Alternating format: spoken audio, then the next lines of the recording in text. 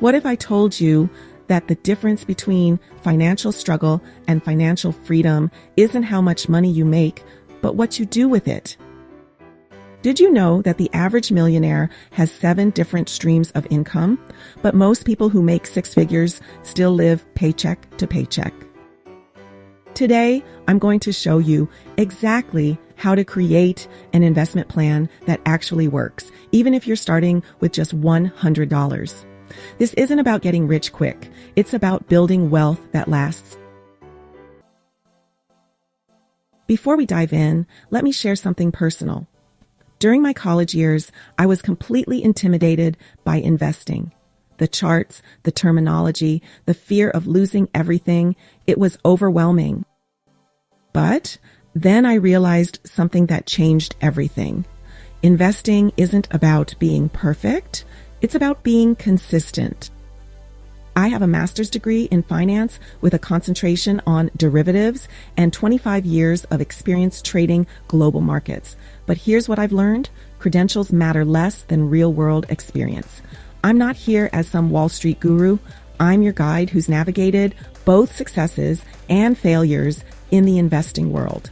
And I firmly believe that while I can show you the path, you'll ultimately become your own best teacher. Think of me as your investing friend who's a few steps ahead on the path. What makes this video different is that we're not just talking theory. We're building an actual investment plan together that you can customize for your own situation. Get ready to take notes. This information will be valuable. Let's start with a question. What is investing, really? At its core, investing is simply putting your money to work so it can make more money. Here's a fun fact that blew my mind. If you invested $1,000 in the S&P 500 in 1970, it would be worth over $140,000 today. That's the power of compound interest, what Einstein allegedly called the 8th wonder of the world. But before you put a single dollar into any investment, you need to answer these 3 questions. What are you investing for? When will you need this money? And how much risk can you handle without panicking? Let me show you how these questions change everything about your investment strategy. Now, let's talk about setting goals that actually motivate you to stay invested when things get tough.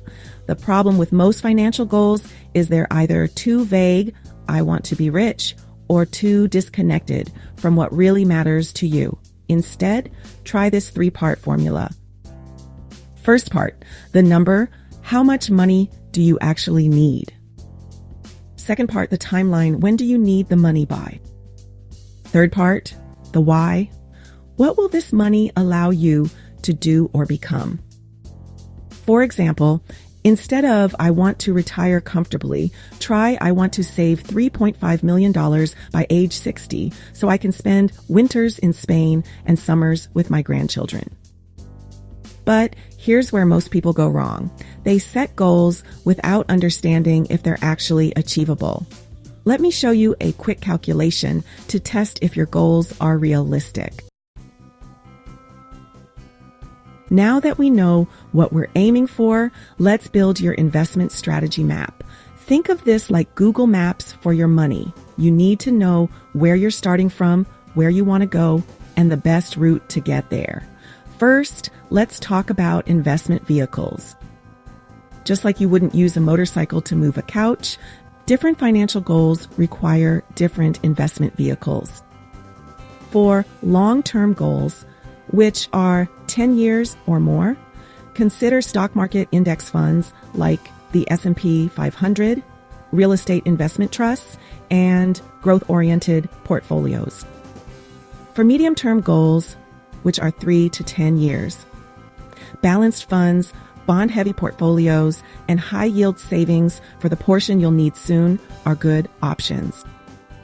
For short-term goals, under 3 years, high-yield savings accounts, certificates of deposit, and treasury bills are your best bet.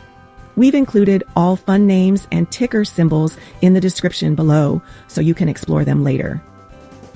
Here's a little known fact.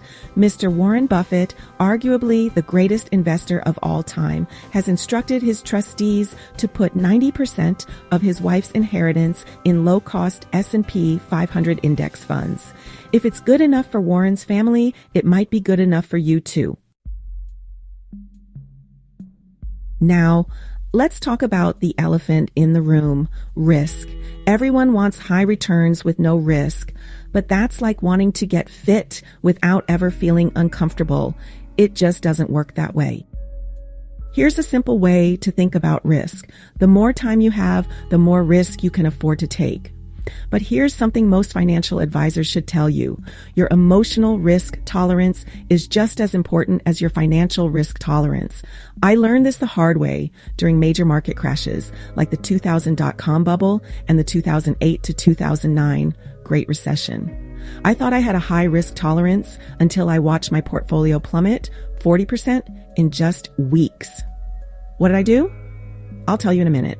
But first, let me show you this quick risk assessment tool. The key is to find your sleep at night number. How much could your investments drop before you'd panic and sell? That's your true risk tolerance.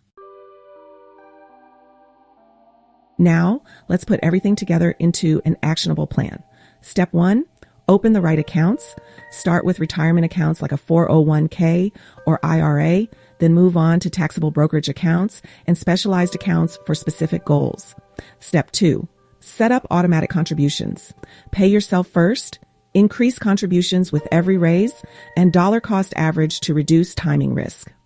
Step 3, choose your investments based on your timeline and risk tolerance. For long-term money, consider more stocks. For medium-term money, a mix of stocks and bonds. For short-term money, cash equivalents are best. Step 4, schedule regular reviews. Have quarterly check-ins, annual rebalancing, and make adjustments for life events. Remember that story I promised about what I did during the 2000 crash? Well, I panicked and sold some investments. And it cost me tens of thousands when the market recovered just months later. That's why having this plan is so important. It's your emotional anchor when things get scary. So there you have it, your roadmap to creating a winning investment plan. Let's quickly recap. Start with clear, specific goals. Match your investment vehicles to your timeline.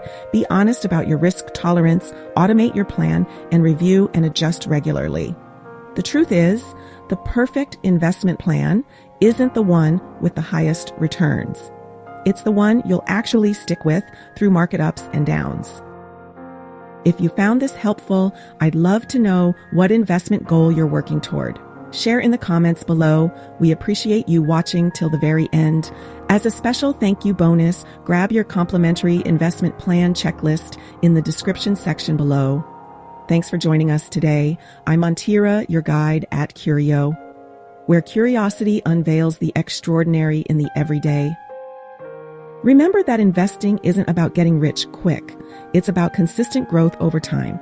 As the Chinese proverb says, the best time to plant a tree was 20 years ago. The second best time is now. Want to learn more?